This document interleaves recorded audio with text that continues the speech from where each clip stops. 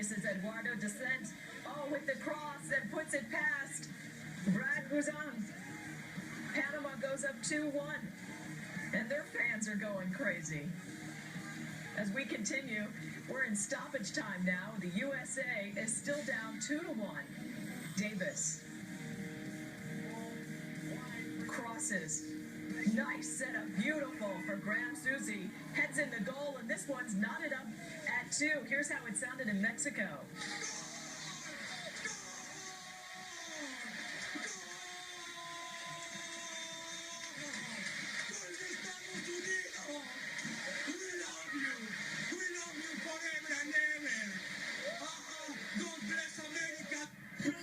That was TV Azteca.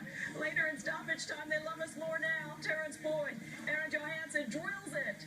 USA wins 3-2. 2 goals coming in stoppage time. Unbelievable. We love you forever and ever. And it gets better because 2 minutes later, let's go back to Costa Rica and Mexico.